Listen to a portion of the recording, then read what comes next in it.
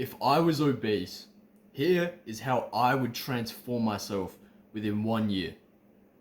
So the first thing that I would do immediately is I'd begin intermittent fasting. Now, not just like 16 hours of fasting or whatever, like that's pretty basic. That's not even fasting really. Um, More like 20 hours of fasting and 4 hours of eating. So in a day, that would mean I'd start eating at midday and then I'd finish eating at 4 p.m. That would be probably the best because it's in the afternoon and it's not too close to bed either. So that's like perfect for digestion and for getting work done in the morning. So that's the first thing I do. But that's not the only thing. There's 6 things in this video. So the second thing I would do is I'd perfect my diet. Now, what does that mean? Oh, just eat less calories? No. That's not the focus here. The focus is on eating food that's high in protein, fat, and micronutrients. And what would have high amounts of protein, fat, and micronutrients with low amounts of carbs? Animal food. So I'd be eating meat, especially red meat, but also like say chicken or poultry and such. I'd be eating cheese. I'd be eating eggs. I'd be eating fish or seafood if I could get it or wanted to eat it. And every so often I'd be eating organs like liver, kidney, brain, heart. They're things you can eat. They have like way more nutrients than muscle meat. So for example, liver has got every single B vitamin and in extremely high concentrations, higher than any other food possible. Like nothing comes close to liver with B vitamins. It has, same with vitamin A. Liver has got ridiculous amounts of vitamin A, like literally like hundreds of times of, well, not hundreds, but like 10, 20 times what you need in 100 grams of liver. And then brain's got heaps of phospholipids, heaps of cholesterol, which is a good thing by the way. Kidney's got heaps of selenium. Heart has got heaps of CoQ10 or coenzyme Q10, which is like really important for energy production. So you make it yourself, but if you eat heart, you're gonna get more of that enzyme, coenzyme, which means you will be able to produce more energy, right? It's beneficial. Lots of special amino acids like L-carnitine. L-carnitine is physically what transports fatty acids into your mitochondria. So L-carnitine is pretty much only found in red meat and heart and such. So that eating more L-carnitine, because if once again, if you don't eat L-carnitine, your body has to make it. But eating red meat will give you way more L-carnitine, seafood as well. That means you will be able to burn fat quicker and more effectively because you have more transport. So then there's taurine, which is good for your blood health, heart health and such. Good for hydration as well. That's in heart and in red meat. So yeah, all round quite beneficial. With cheese and dairy fat, that's also beneficial because there's a trans fat called CLA, conjugated linoleic acid, which has shown to improve metabolism in humans. So yeah, CLA is really good for your health, for your metabolism. It increases fat burning. So that's one reason why cheese and dairy is really good. And as well as stearic acid is another saturated fatty acid which is found in meat and basically animal food, and that improves mitochondrial function, improves energy production and fat burning, and has been associated with leanness in humans. So people who eat more stearic acid tend to be leaner on average. So that's why you should be eating that. Not to mention protein and fat. It's got low carbs, which means that you won't be raising insulin very much, which means that you won't store any fat from eating this meal, because you can't store fat without insulin. Insulin's required to activate the enzyme LPL, lipoprotein lipase, that's necessary for storing body fat. So basically, this won't raise your insulin very much. It will, but not too much, so you won't store much fat. It'll definitely raise your metabolism. All of those foods have got every single mineral and vitamin you could possibly need. All right, vitamin E, vitamin K2, vitamin C as well in organs and meat when it's raw. And also when you're not eating carbs, you don't need as much vitamin C anyway. So yes, of course, it doesn't have the same amount as fruit or like oranges, for example, but you're also not consuming carbs, so you don't really need as much, all right? So that's the second thing I'd do, is I'd make my diet just like that. Essentially a carnivore, keto carnivore diet. And then the third thing I'd do is prolonged fasting. So the intermittent fasting is actually just a warm-up to get my body used to going without food for longer periods of time, all right, and getting used to ketosis and not having carbs and such. So that will basically feed into longer fasting, which is 24 hours plus up to around 5 days is optimal. You might think that's dangerous. It's not. Your body evolved to go long periods without food. So that's what I'd be doing. When you're fasted, like this is huge by the way, when you're fasting and you're not eating any food, your insulin goes as low as it physically can, which basically allows maximum fat burning.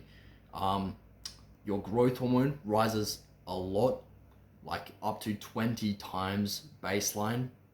So when I say a lot, it's a fucking ton, all right? And growth hormone directly activates fat burning by raising enzymes like ATGO, which is it's adipose triglyceride lipase. So ATGO burns fat, and then there's HSL, which is hormone sensitive lipase. And both of those enzymes are activated by growth hormone and basically burn fat. Growth hormone is one of the most powerful fat burning hormones as well. All right, if you don't raise your growth hormone levels, you're probably not going to burn very much body fat. Okay, and then as well, fasting raises your baseline catecholamines like adrenaline.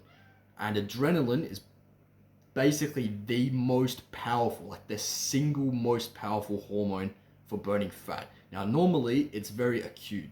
It rises sharply and then it falls off. You get scared or something, it rises up and falls down. So it's temporary, but the thing is, in fasting, it's actually elevated for prolonged periods. And this is a good thing because it basically forces your body to burn fat. It, once again, activates the same enzymes, ATGO and HSO, which directly burn fat, okay? So it physically breaks down body fat and maintains fat burning, all right? So hormonally, fasting is way better than just doing a calorie deficit. Mathematically, it's obviously better because people, like, you're not consuming any calories, you're not consuming any energy, which means that for the whole time that you're fasted, all of the energy has to come from your own body, okay? However, growth hormone is so strongly anti-catabolic and protein sparing that you're not going to burn any muscle mass, all right? Don't think you're gonna lose all your body fat or your muscle mass by fasting for longer than like a few hours. It's not about, getting protein 24/7. You're not going to lose all your muscle mass if you fast, because growth hormone strictly prevents muscle catabolism. Okay, however, when you're doing a calorie deficit, your growth hormone hardly increases, like a little bit. Not 20-fold, only like 50% increase, all right? So the difference is huge. It means that when you're doing a calorie deficit, not only is it mathematically worse, all right, because you're not, you can still get energy from food, but also hormonally, because that's the key point. Hormones basically control every process in your body. Hormonally, it's not as effective because your growth hormone and your adrenaline do not rise. And more importantly, your insulin, every time you eat, you're still rising insulin. All right, that prevents any form of ketosis. All right, it physically inhibits it. It inhibits HSL and it inhibits ATGL. So that automatically prevents any fat burning. And then not only that, if it gets high enough, if you eat like rice or any sort of carbs, you could, look, if your glycogen's depleted, then yeah, your muscle cells will absorb it. But the thing is, fat people, obese people, like if I'm obese, then I have insulin resistance.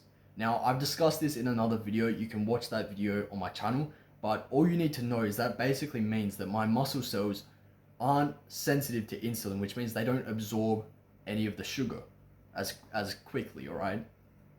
So that means that basically eating the carbs isn't going to benefit my muscles or anything really, because I'm resistant to insulin. So basically it's inhibiting any fat burning. Not only that, is it's probably storing fat. Like if you're healthy and you're sensitive to insulin, you're probably not going to store fat from eating rice, okay? Like yes, you're right. But if you're resistant to insulin, well, your muscle cells aren't listening, but your fat cells are, all right? And I explained that why that's the case in a different video, so you can watch that, like I said. But all you need to know is your fat cells are the only cells listening to insulin. So if I'm obese, the reason I'm obese is because my fat cells absorbed all the glycogen, all the sugar, the carbs that I've been eating and converting it into fat. Okay, that's what basically happened. And my muscle cells were resistant to insulin. So basically that means that in this case, if I start eating like heaps of rice but I'm in a calorie deficit, then I'm blocking any fat burning. Even if you're healthy, you're still blocking fat burning, okay? If you're unhealthy, like you are when you're obese, like say I am in this case, then by eating the rice, I'm probably storing fat as well. All right, so that's a key point. You really need to understand that, because that basically determines how you go about losing body fat, okay? If I did just a calorie deficit, I'd lose my muscle mass, okay? Because I'd slow my metabolism down. And don't get me wrong, fasting also slows your metabolism, but you can't slow your metabolism to 0 calories, can you? To 0 energy. You can't do that. You're going to naturally use your own energy, your own stored energy, okay? And when you're in a fasted state, when you haven't eaten anything, that's when hormones actually go and tell your body we need to burn fat. When you just do a calorie deficit, you don't actually have to burn fat. You can slow your metabolism down like 300-400 calories, which it does, by the way. After a couple of weeks, it comes down basically it matches how much your calorie deficit is. That's why you stop losing weight after a couple of weeks, because your body's adapted to using that much energy, all right? And you probably lost heaps of muscle mass, because that's the first thing to go when your body starts trying to slow its metabolism down to like enhance its chances of survival. That it gets rid of the most expensive tissue. However, when you're fully fasted, it's a different sort of thing, because it's like we've just hunted an animal, right? Biologically, all right? This is ancestrally. We've hunted an animal, we've eaten it all. Now there's no more food, so we don't eat anything, but we have to maintain our muscle mass and our strength for the next hunt, because we're going to go out again with our spears and we're going to chase some mammoths or some bison across the plains and hunt it, all right? We need the strength for that. We need the muscle. We need to be able to throw the spear far enough. We need to be able to jab deep enough to actually kill the animal. We have to be able to chase it fast enough. If we lost our muscle mass, we physically couldn't do that. It's suicide, all right? That's in pure fasted. But if you're just eating less food, but you're eating rice, you're like this little farmer that's like just in a dry spell, you know, like a drought or something, and there's just less food and you have to like ration it all. You don't need to be strong. You just need to be able to survive on that tiny bit of rice that you have to eat every day, or vegetables and fucking whatever. you have to make it last for long periods of time. Well, in that case, you're going to not need the muscle mass. You're going to just reduce your energy usage so you can last through the famine, so that you will eventually, there'll be more food again. All right, it's just that simple. Okay, that's basically how we've evolved. All right, which is why you want to be in this more of a hunter state where there's no food at all. You're purely fasted and you're chasing after this animal to try and get the next meal. All right, that's way better for both burning fat, all right, getting lean, and maintaining muscle mass. It all makes sense, all right? It really does. You just need to understand it, okay?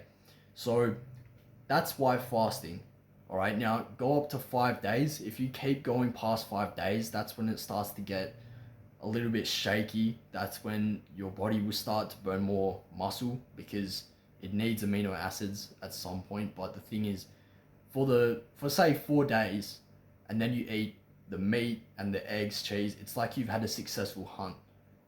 So that's actually anabolic, all right? Even if you did somehow lose muscle mass during the 4 days, you're gonna build it all back by default because you have an IGF-1 response, and IGF-1 builds muscle and such. So it's basically, you get an anabolic spike. Your testosterone goes above baseline, your IGF-1 spikes up, all that, if you eat meat and eggs and fish and cheese and such. So that's why we do that, all right? So either way, even if somehow it was catabolic to do fasting, if you eat that diet, you're not going, like, the net loss is actually none, because even if you lost a little bit, it just shoots up again and you lose a little bit. All right, now that brings me to my fourth point: intense exercise. So just like chasing after the animal, instead of sitting around like the farmer, just like waiting it out, you basically are chasing after this animal to get your next meal, all right? So doing intense exercise like sprinting, all right, like running really fast, fast swimming, that's also very intense. If you'd rather do swimming, that's fine, but make sure you're going as fast as possible because the intensity absolutely matters. Heavy lifting, like doing heavy deadlifts, bench, squat, whatever, heavy compound exercises, whatever. It's really intense, and intense exercise, unlike, endurance, cardio sort of exercises,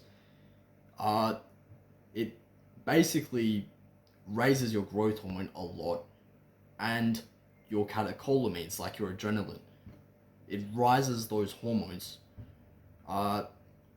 which burn fat, of course, and not to mention that anaerobic exercise, which means when you're like basically intense exercise that's either really heavy or really fast, uses fast twitch muscle fibers. So there's two different types of muscle fibers. You got slow and fast twitch. All you need to know is fast twitch uses no oxygen because it's faster. Okay, they produce more ATP per second. However, it's like way less efficient. You basically produce like 19 times less ATP per glucose or fat molecule, which means that you end up burning through so much more potential energy, basically. All right, not to mention that it actually uses way more energy per second. Okay, so that's a huge point. Is intense exercise. Do not do cardio, because if you're worried about losing muscle mass, then like you should be more scared about doing jogging for like 10 kilometers than you should be about fasting, all right? Because it's all hormonal. The growth hormone, the adrenaline, that's what actually preserves muscle and burns fat, okay? The cardio raises cortisol a lot, and that's especially catabolic, all right, to your muscle cells. So you really need to focus on doing intense exercise. Don't waste your time with doing long cardio stuff. It's also not necessarily better for burning fat because it, like I said, the hormones, all right, growth hormone and adrenaline, that's a key point because those hormones force fat burning. Cortisol can be symbiotic. It can help increase fat burning, but it also basically causes muscle breakdown. Okay, so, and if you were to raise your cortisol and your insulin at the same time, cortisol helps increase fat storage. Okay, which is why people who are always stressed and eating lollies and chocolate to deal with their stress often end up extra fat because the cortisol forces them to store more and more fat.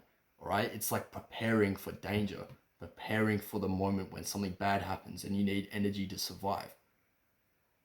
So that's the thing with cortisol. That's why you don't really want to increase cortisol too much. Yeah, so don't do cardio, don't do these slow exercises. All right, they're more efficient, which isn't a good thing for burning fat because obviously the more efficient it is, the less energy it uses relative to how much time you spend doing it. Whereas intense exercise, lifting heavy, sprinting or swimming really fast, which is basically sprinting in water, right?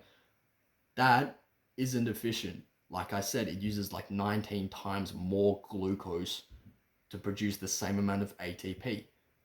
So realistically, doing that is going to burn way more energy, like way more energy than these more efficient endurance exercises, all right? They're not better, okay? They're not better. Don't be fooled into thinking that they're better because of like beta oxidation or whatever.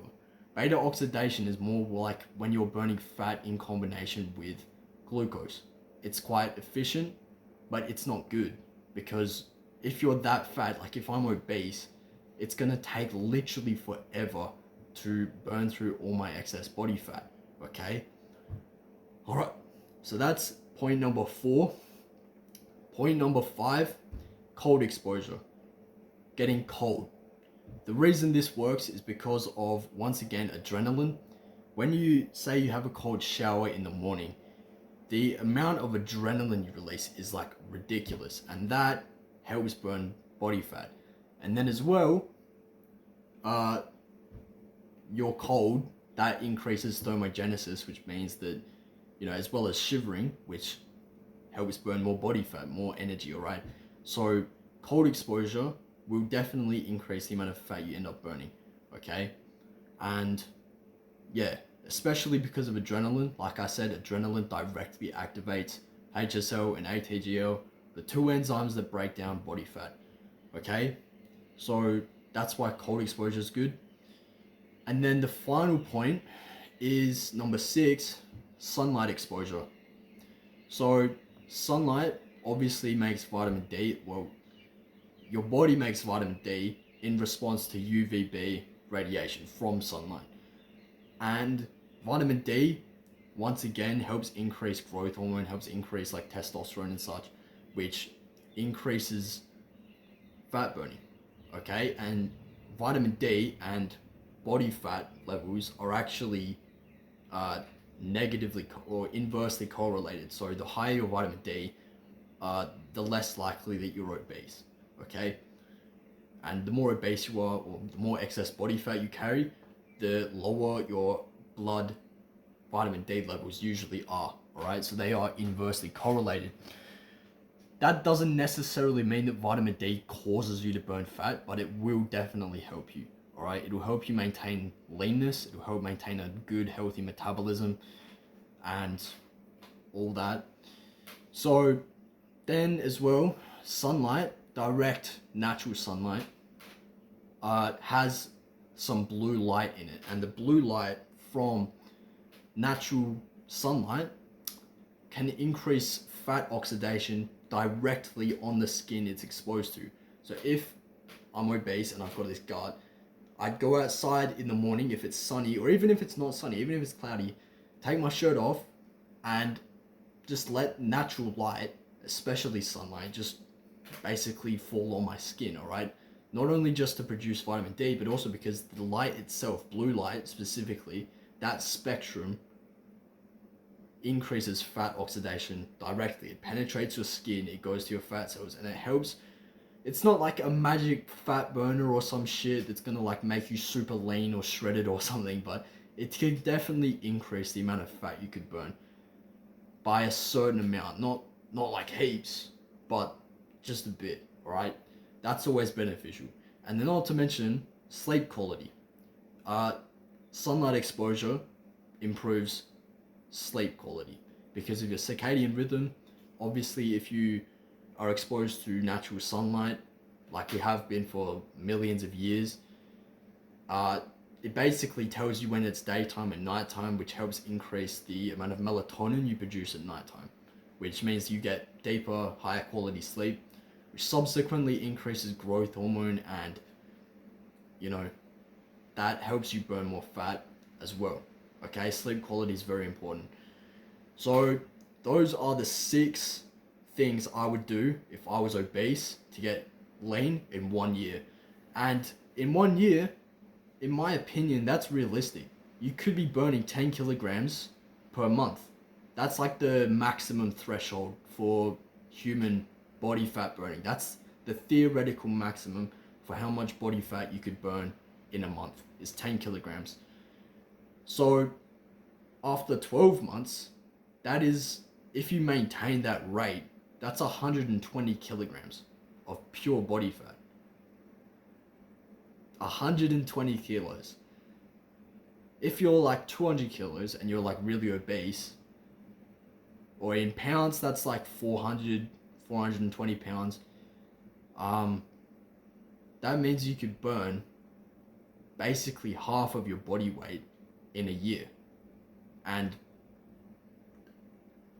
yeah, basically, yeah. If you did everything perfectly and your fat oxidation rate was max all month, all year, you could burn 120 kilograms of pure body fat in a year.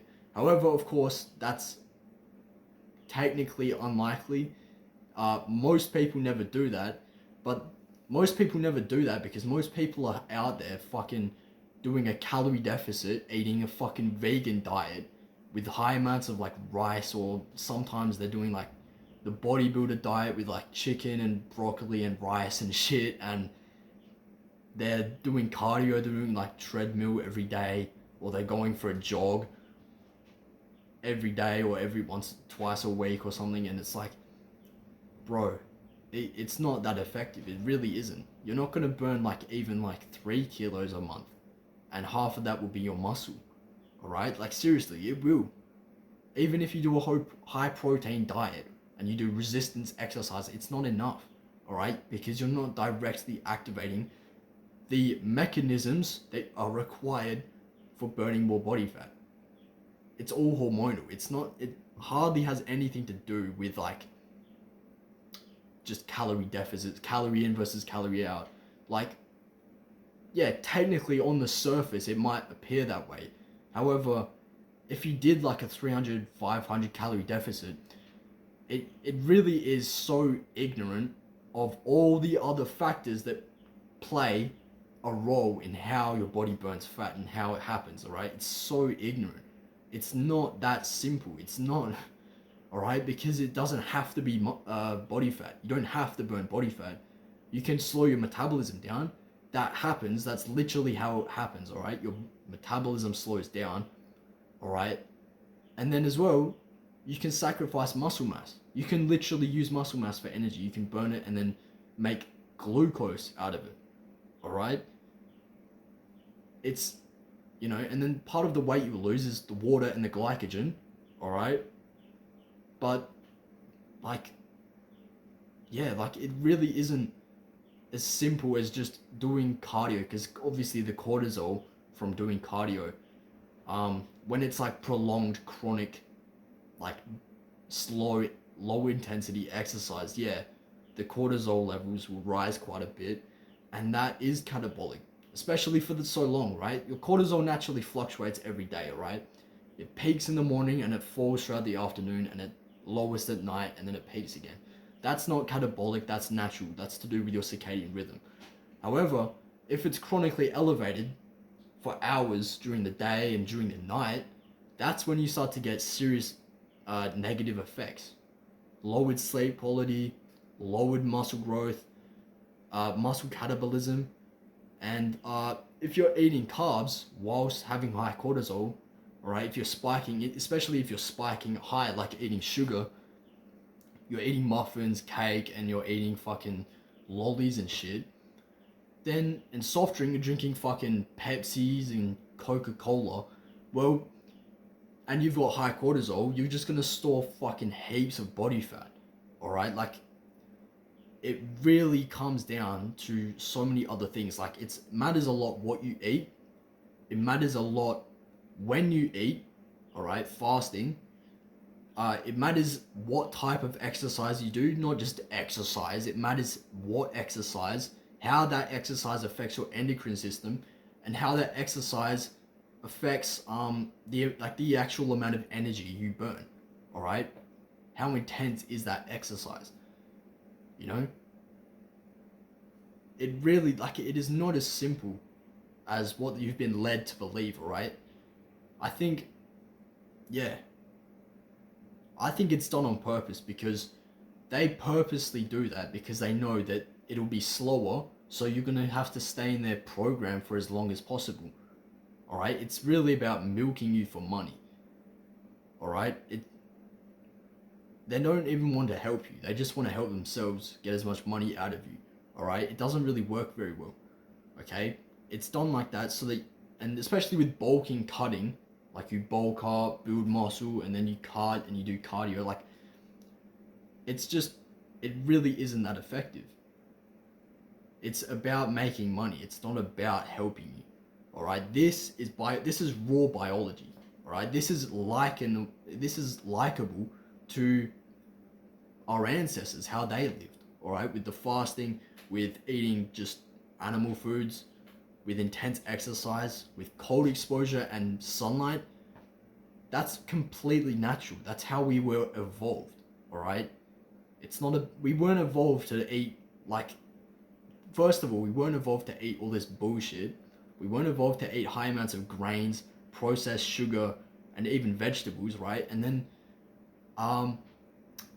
we weren't evolved to do a calorie deficit of 500 calories and do constant cardio that's look, we partly evolved to do exercise, cardio and stuff, alright? But it wasn't constant, and it was often in combination with intense exercise. It wasn't just walking on a treadmill constantly.